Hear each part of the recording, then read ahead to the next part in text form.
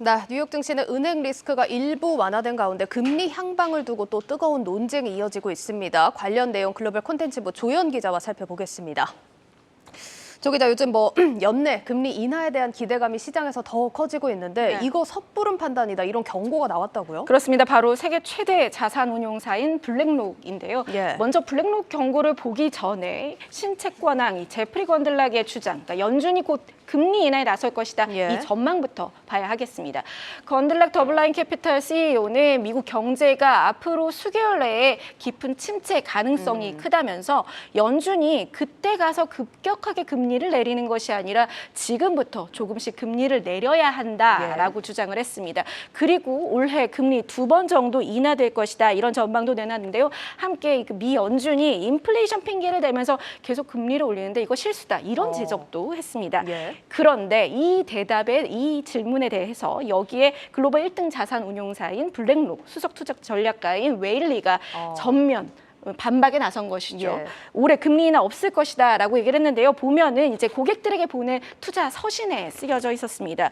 경기 침체가 오면 연준이 금리를 서둘러 내릴 것이다, 이런 생각은 과거의 틀이다, 오래된 교본이다, 이렇게 이야기를 하면서 지금 연준은 끈적끈적한 인플레이션과 싸우기 위해서 경기 침체를 오히려 야기하고 있고, 그렇기 때문에 올해 금리 인하 가능성을 없게 만들고 있다, 이렇게 설명을 했습니다. 그러니까 지금보다 더 심한 신용 경색과 또 경제 불황도 더 깊어야지만 금리 인하에 나설 수 있다, 이런 이야기고요. 오히려 과도한 금리 인하에 대한 확신이 추후 대가를 치를 수 있다, 이런 지적까지 덧붙였습니다. 사실 블랙록은 연초부터 줄기차게 이 높은 수준의 금리가 상당 기간 오래 유지될 수 있다, 이렇게 주장을 해왔고요. 이에 반해서 제프리 건들락 같은 경우는 연준이 금리를 대폭 내리게 될 것이다, 이런 전망을 고수해 왔었습니다.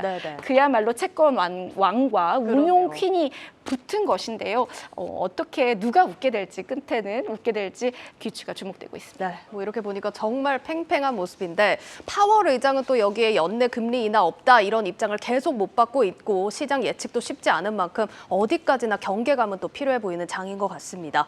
자, 그리고 이어서 기업 얘기 하나 들어볼 텐데, 메타버스 투자를 축소한다라는 얘기가 전해졌습니다. 어딘가요? 바로 디즈니입니다. 메타버스 전략부서 출범시킨 지 한 1년 정도 됐거든요. 그런데 1년 만에 부서원 전원을 해고했습니다.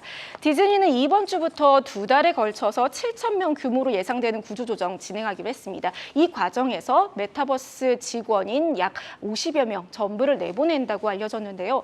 메타버스 부문을 이끌었던 마이크 화이트 부서장 역시 일단은 보직을 내려놓기로 했습니다. 디즈니는 지난해 2월이었죠. 디즈니 자사의 이 방대한 애니메이션 그리고 영화 등을 메타버스와 결합하겠다, 이런 목표와 함께 메타버스 부서 출범했었습니다. 당시만 해도 그야말로 메타버스 끝판왕이 나왔다, 이런 기대가 나왔었는데요. 명실상부한 이 IP 왕국인 만큼 이 디즈니와 마블 그리고 픽사 IP로 가득한 메타버스를 내놓고 미키마우스 NFT, 또 디즈니랜드 메타버스, 판타지 스포츠, 그리고 온라인 쇼핑과 스트리밍이 결합된 서비스 등을 내놓겠다는 여러 계획들이 있었습니다.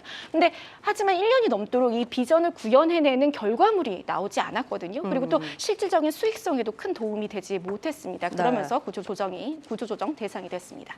사실 기대가 됐던 부분은 많았는데 좀 아쉬운 결과긴 합니다. 그런데 이게 메타버스가 아직까지 좀 시기상조라고 봐야 되는 건지, 메타죠. 사명까지 바꾼 메타도 관련 부서를 축소했잖아요. 그렇습니다. 아직 돈이 되지 않다 보니까 메타버스가 최근 빅테크 기업들의 주된 구조조정 대상이 되고 있는 셈인데요. 사명을 바꿔가면서까지 메타버스 시대에 이끌겠다고 했던 메타마저 전담 사업부인 리얼리티 랩스를 축소하기로 했습니다. 메타는 앞서 이달 중순에 10,000명 규모의 감원 계획 발표했었죠. 지난해 11,000명 감원하고서 더 이상 해고는 없다, 이렇게 얘기했던 저커버그의 메시지가 좀 무색하게 또다시 대규모 감원에 나선 것입니다. 실제 메타버스 사업은 수십억 원의 손실만 좀 이어지고 있는 모습인데요. 리얼리티 랩스 지난해 4분기 영업 손실이 42억 8천만 달러고, 지난 한 해 전체로 보면은 이제 메타버스 사업에서만 총 누적 손실 137억 2천만 달러에 달합니다. 여기에 메타버스에 쓰이는 VR 헤드셋 역시 부진한데요. 지난해 야심차게 선보였던 메타 퀘스트 프로는 높은 가격으로 시장에서 외면받으면서 출시 반년도 되지 않아서 가격을 한 3분의 1로 인하를 했거든요. 네. 근데 그럼에도 여전히 팔리지 않고 있습니다. 아무래도 아직 VR 헤드셋으로 즐길 만한 콘텐츠가 많지 않고요. 그래서 마니아층을 제외하면 좀 존재감이 미미합니다. 월가에서는 메타의 메타버스 사업 전환이 너무 성급했다 이렇게 얘기를 하면서 이번 구조조정을 오히려 반기고 있는데요. 기술주 분석으로 유명한 댄 아이브스 웨드부시 증권 애널리스트 인터뷰 직접 들어보겠습니다.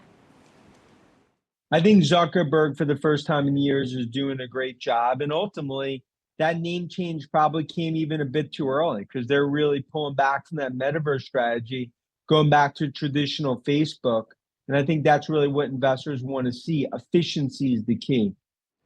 네, 메타버스 부문을 비롯한 메타의 구조 조정 그리고 비용 절감 전략이 발표된 뒤 월가에서는 메타의 투자 의견을 비중 확대로 복수의 IB가 상향 조정하고 있고요. 목표 주가 240에서 250달러대로 제시하는 모습입니다. 그러니까 현 주가 대비 25% 추가 상승을 기대하는 모습입니다. 알겠습니다. 뭐 이게 메타버스 자체의 어떤 신뢰도보다는 아직까지는 메타버스를 구현해서 또 즐길 만한 환경 구축이 안 돼 있고 또 경기 침체 상황인 만큼 많은 비용이 들었던 투자를 좀 줄이는 측면이다. 이렇게 좀 정리를 해봐야겠습니다. 지금 사실 디즈니랑 메타 외에도 네. 이게 마이크로소프트도 메타버스랑 뭐 VR 관련 부서를 좀 축소하지 않았습니까? 그렇습니다. 1월이었죠. 예. 마이크로소프트가 구조조정 대상에 VR 사업부 그리고 메타버스 관련 부서를 포함했고요. 이달 초에는 VR 플랫폼인 알트스페이스 VR 서비스를 종료를 했습니다.